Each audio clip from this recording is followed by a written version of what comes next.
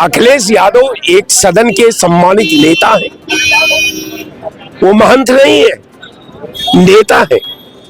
उनके पास दूरदृष्टि है, उनके पास पक्का इरादा है, उनके पास एक मिशन है।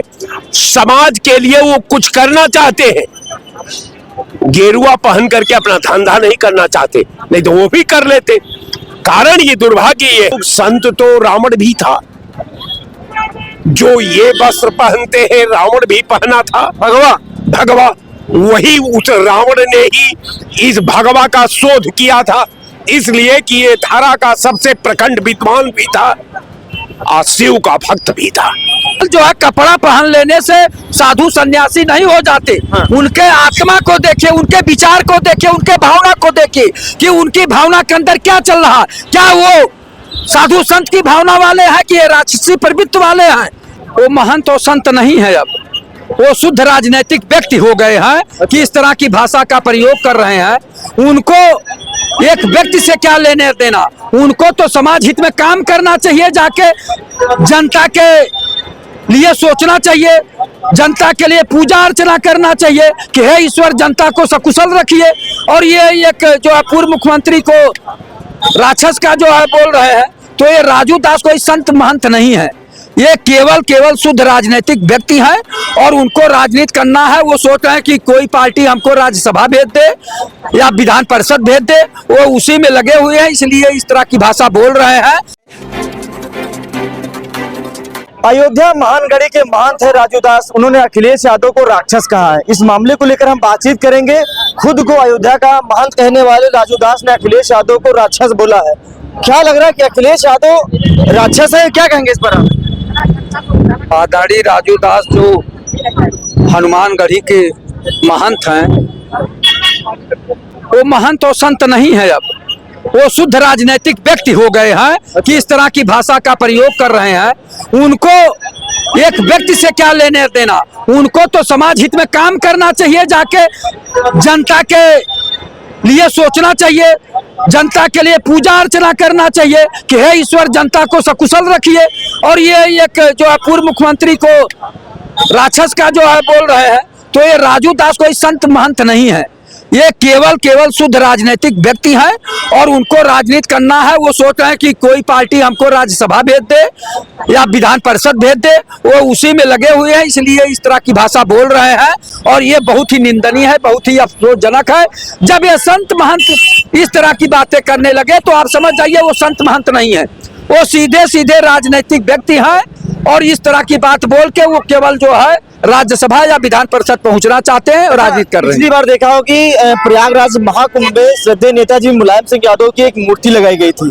उसमें तमाम सारे समाजवादी पार्टी के कार्यकर्ता या अन्य भी लोग जाकर श्रद्धेय नेताजी मुलायम सिंह यादव को माला पहनाकर या पैर छूकर इस पर उनको आशीर्वाद लेते थे। तब उन्होंने कहा था कि जो प्रयागराज जाएगा इस कटमुल्ले पर पेशाब करके उसके बाद प्रयागराज नहाकर वापस आएगा। इस तरह की चीजें सामने आई थी। तो एक साधु की भाषा इस तरह की हो सकती है, किसी को कटमुल्ले बोल दिया, किसी को राक्षस बोल दिया और खुद को हनुमानगढ़ी के पुजारी कहते हैं। एक साधु की इस तरह की भाषा हो सकती है? हनुमानगढ़ी के पुजारी राजू दास कहते हैं ना, वो पुजारी नहीं है, वो पुजारी नहीं, उनके आत्मा के अंदर जो है एक तरह का राक्षस टाइप का बैठा हुआ है जो उनको बुलवाता रहता है, वो बोलते रहते हैं। वो केवल जो है कपड़ा पहन लेने से साधु सन्यासी नहीं हो जाते। उनके आत्मा को देखिए, उनके विचार को देखिए, उनके भावना को देखिए कि उनकी भावना के अंदर क्या चल रहा है। क्या वो साधु संत की भावना वाले हैं कि ये राक्षसी प्रवृत्ति वाले हैं?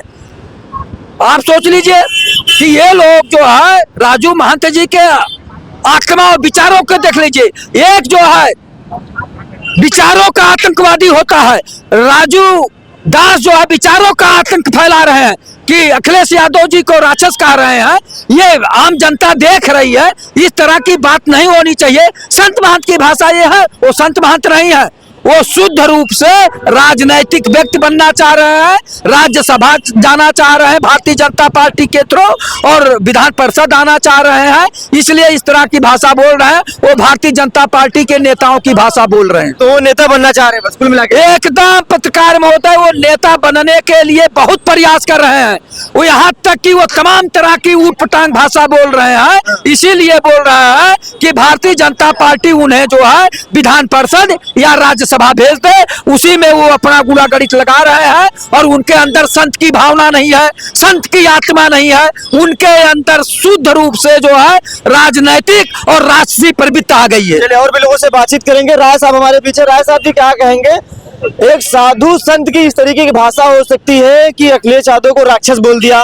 प्रयागराज में जब नेताजी मुलायम सिंह यादव की मूर्ति लगी थी तब इन्होंने उनके बड़बोले बोल सामने आए थे। उन्होंने कहा था कि जो प्रयागराज जाएगा वो पहले इस कटमुल्ले के पर पेशाब करके उसके बाद प्रयागराज नहाएगा। तो राजू दास की इस तरीके की भाषा पर क्या विचार है आपका? देखिए, राजू दास ये शुद्ध रूप का कमाऊ प्राइवेट लिमिटेड कंपनी है। ये कोई संत नहीं, न ही कर्म से संत है, न वचन से संत है, न धर्म से संत है। अगर धर्म से संत होते तो धर्म की मर्यादा रखते, मर्यादा रखते हुए सामने वाले का भी मर्यादा का ध्यान रखते। लेकिन वो कोई संत महंत नहीं है। आप लोग, संत तो रावण भी था, जो ये वस्त्र पहनते हैं रावण भी पहना था। भगवा वही उस रावण ने ही इस भगवा का शोध किया था, इसलिए कि ये धारा का सबसे प्रखंड विद्वान भी था और शिव का भक्त भी था।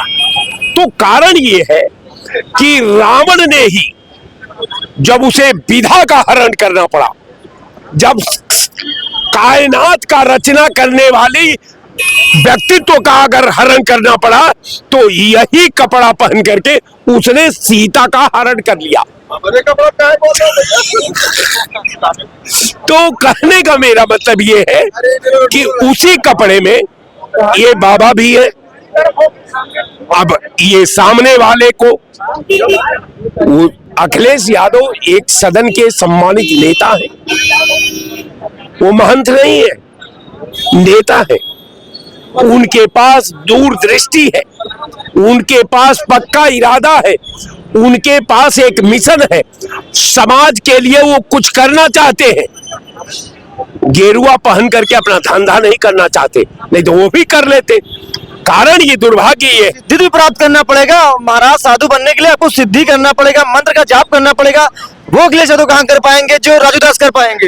वो किस सिद्धि का परांगत उनको हासिल है? कौन सिद्धि उनके पास है?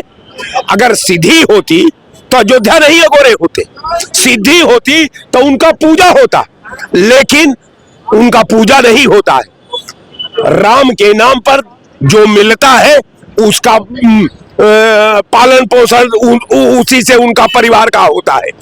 और निश्चित तौर पर मैं मानता हूं कि आप संत हैं, एक संत का सीमित क्षेत्र है।